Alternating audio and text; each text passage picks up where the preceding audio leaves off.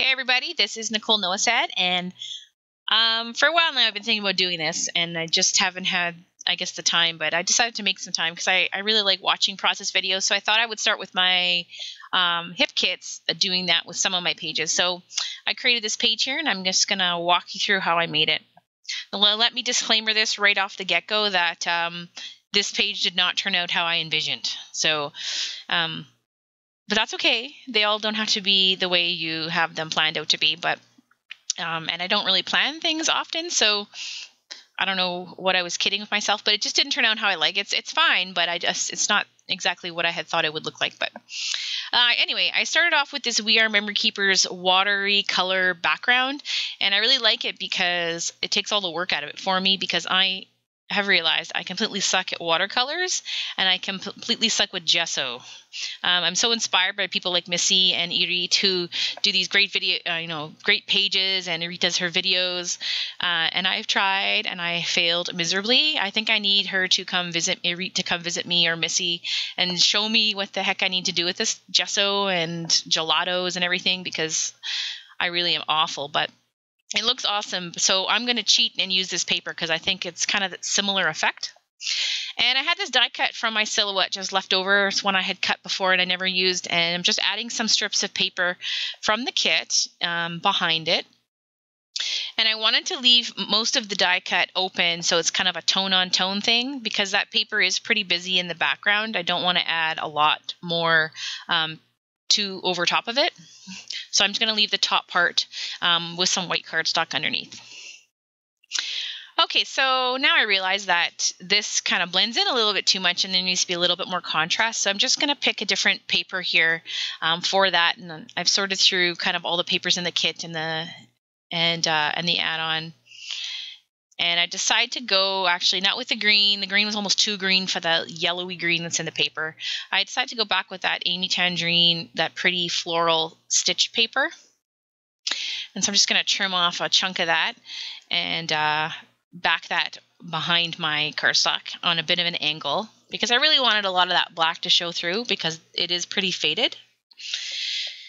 And I think I'm going to do some stitching first. So I'm going to go ahead and stitch that, but I think, maybe I won't be stitching yet. I had cut out these Heidi Swap square cards, which would be great for Project Life if you're a Project Lifer, but I really like them. So I just cut the whole sheet out, and I was just kind of playing around with the ones that I wanted to use. I wasn't sure if I was going to use both or if I was going to use one of them. And then I kind of decided on the Friends Forever, because that would take care of my title, which I'm also terrible at. And I'm playing around with the flowers from the chipboard, from the embellishment kit, which is really super pretty. But I'll be honest, I love flowers. I think they look awesome when other people use them. But for me, I just have the hardest time. It's like the one embellishment that is just so tough for me. I don't know why. I'm not sure. It just doesn't work for me. Anyway, so now I decide I am going to sew around there. So I go ahead and pull out my sewing machine. And as you'll see, I sew on a lot of my pages. And my sewing machine is well used. This one is just a simple Janome, basic Janome model, and I really love it. It's so smooth, sews really great, and I haven't had one problem yet.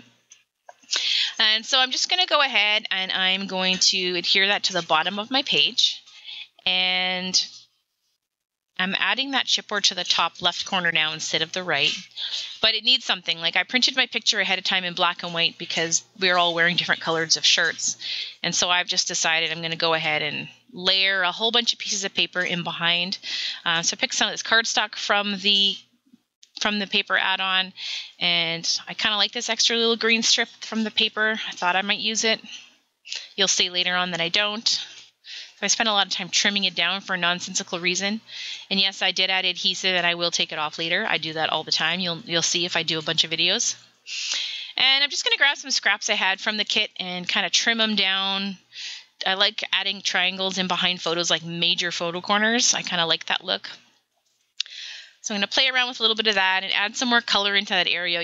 Even though I did leave that top area white, like I mentioned earlier, I still wanted some color behind my photo, because the black and white photo is pretty stark on this neutral kind of, not neutral, it's not neutral, Nicole, it's, I don't know, pastel, which I don't really do a lot of that. And I'm trying to add in some more bits of black in there, because to bring in the black that I had around the outside of the frame. So I'm just adding little bits, and this is kind of how I scrapbook, just little tiny bits all over the place. And I really love that there's vellum in this kit because I use vellum a lot lately. It's a great layering embellishment of its own without adding tons of bulk. And here's where I go kind of on a bit of a tangent where I decide, oh, I have all these scraps and I want to use them all. And I keep tiny little scraps, people. You would not believe the junk I have. So I took the 6x6 paper pad and I just, if I didn't have a small strip, I cut one and I cut some little tabs and I just kind of tucked them in there just to bring some of the color up to that corner because I just felt like it was a little too blah. So that's kind of what I did there. And then I decided, let's go crazy and add some vellum circles to those squares, the little tabs I made. And I'm going to glue all this down and trim and stitch everything down. So I ended up stitching kind of around my photo a little bit, and I also stitch up in that top corner where the tabs are. I guess we'll call them tabs. So I stitch up there too, a little bit of zigzag and a little bit of straight stitch. I don't know why, I just feel like it kind of needs that texture with all the little strips of paper to kind of join it to the background a little bit better. So I'm just going to quickly zip that all off. Sometimes I'll even plan a page purely around the stitching. Isn't that crazy? I would say actually that happens 80% of the time, which is weird, but it's true. Unless I have something for a specific assignment, a lot of the time I'm planning it around how I'm going to stitch on it once it's all stuck down. Anyway, I'm going to trim off all my little ends because I totally love that messy string look, but I suck terribly at knowing how much thread to leave and how much to keep. And I don't do this often, but I'm actually going to add a bunch of washi tape in behind just to keep the ends down. I don't do that a lot, but I just found in this case there's tons of little tiny areas that I stitched, so I added just some washi tape back there. You can add normal tape, you can, leave it as it is. Most of the time that's what I do, but I added washi this time. Anyway, I'm going to add some embellishments here from the embellishment kit. I love this chipboard, and I thought about using this little pennant banner that's super cute from the crepe paper chipboard, but I didn't. I did add the flare, and again I used that chipboard for the back of my title. And then I decided I needed some more color underneath that Friends Forever. So I just created a little tag out of my pattern paper pack there, and I added some of that another scalloped vellum circle. And then I started playing around with my wood veneers in the kit and decided to put that over top of the staple so you kind of really see the staple.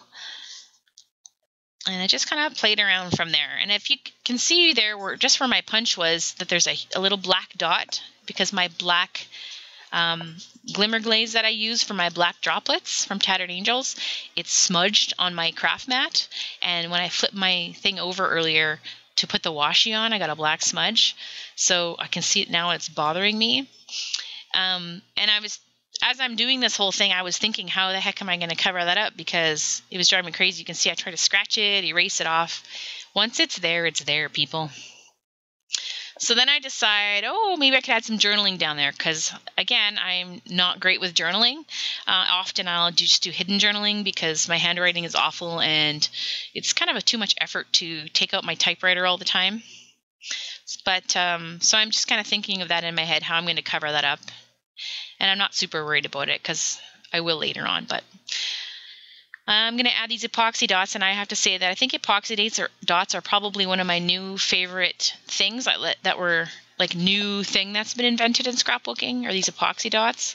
They're just so much fun and so much color, and they're relatively reasonable. I just wish the packages were 3 times as big. So if you're a manufacturer, please make them 3 times as big. Don't charge me an arm and a leg either. But make that more in a package. I always run out of a package quite quickly. I could have used a whole pack on this one kit. And then I decided that these My Mind's Eye die cuts were, sorely being not used. So I decided to grab some of those, and I kind of end up using some of those to layer underneath my photo and tuck in with my little tabs I created. So I did some of that. I was hoping I could add something to my title just to make it pop a little bit more, but I couldn't find just the right thing. So I'm just going to add some chipboard again, staple that on in place, and there comes my nasty handwriting. And I think that's pretty much it. I think all I really added at this point was I ended up grabbing some vellum from the kit and typing it out on my typewriter, and then adding it over top of that black area I mentioned earlier that was kind of bothering me. So that kind of hid a bit of that black smudge. So to me, any little smudge is an embellishment opportunity. Take it as it is. And I'm just kind of playing with strip sizes here just to see if could I cover it up, how much would it cover up, and that's that. Anyway, that's my process. It's not super organized. This is a really bad example. Anyway, here's some close-up shots of my project. You can just see the die cut there, and here's that little grouping underneath my title.